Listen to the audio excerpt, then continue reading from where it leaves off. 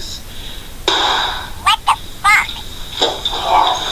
Who shot who? In the heart of the newsroom, our anchor delivers a series of unexpected events. First, an officer shoots himself, fabricates a narrative, and nearly frames an innocent soul. Justice prevails, yet it leaves a lingering question. How did it come to this? Just months after he received a hero send-off from the hospital, former New York State Trooper Thomas Messia turned himself into authorities, accused of fabricating the shooting that had landed him there. Shots fired, I'm hit. Westbound, so to say, right before exit 17. Last October, Messia radioing in that he had been shot while approaching a vehicle parked in the median of a Long Island highway. His fellow troopers temporarily shutting down the highway, searching for a suspect Messia described as black or Hispanic, according to police. Tom's assailant remains at large and is an extremely dangerous person. But police now say there was no assailant and that Messia staged the shooting scene to gain attention or sympathy for himself, according to charging documents.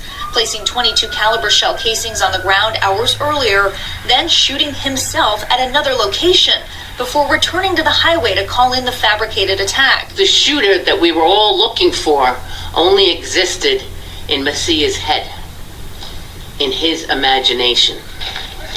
Why did you do it? The 5-year state police veteran resigned on Friday and has been charged with falsely reporting a crime, evidence tampering, and official misconduct. After combing the scene of the alleged shooting for any shred of physical evidence, those searches all ended the same way. 9 shell casings, but no projectiles found at the scene. No tire marks. Not a single video that showed the Dodge Charger Messia claimed belonged to his shooter. His parents, whose home was searched late last year, were also arrested, charged with criminal possession of a firearm. All of them pleaded not guilty and have been released as they await trial. The Messia's attorney, Jeffrey Lichtman, telling NBC News, this case is a tragedy that was caused by unseen and untreated mental health issues, and now an entire family is suffering for it, as they usually do in such situations. His selfish act wasted extraordinary resources across several police departments. He failed his brothers and sisters in law enforcement, and he failed his oath as an officer. The district attorney says this incident set off a huge response, and even law enforcement from Delaware initially thought they were involved in a real manhunt.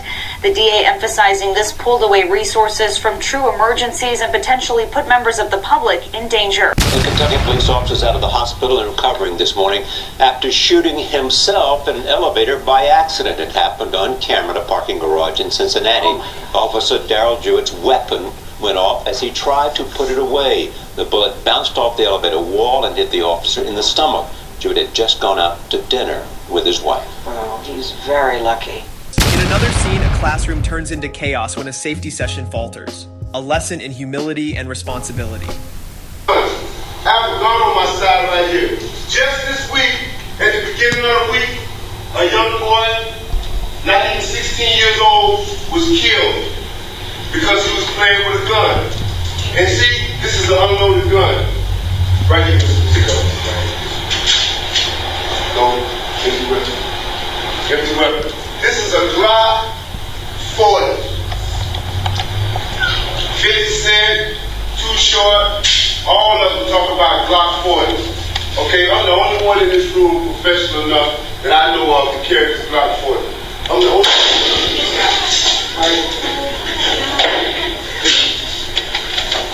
No more. Is everybody all right? You all right? Nah, that's it. Walk. I got it. Yeah. Add an AP. Yeah, I'm in. Listen up, guys. But, listen up. And I made a mistake. So listen to me. Guys, listen to me. Yeah, listen to me. See that how the accident happened?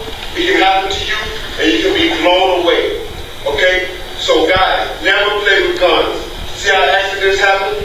They happen. Okay, now I'll probably never ever be able to show guns again. But Brian, bring that other gun out, Brian. Brian. Yeah, Brian, see that right there. See that right there. Brian.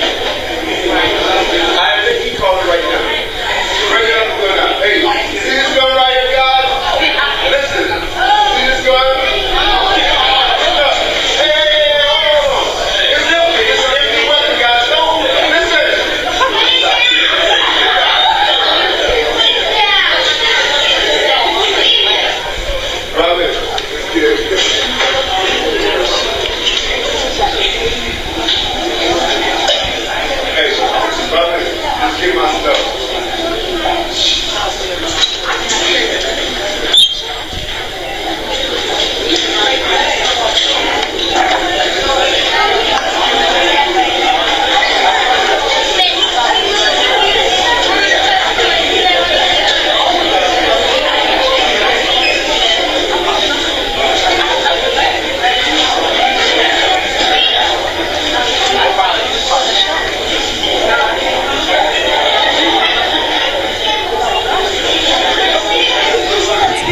On a lighter note, a rapper's interview ends with a literal bang.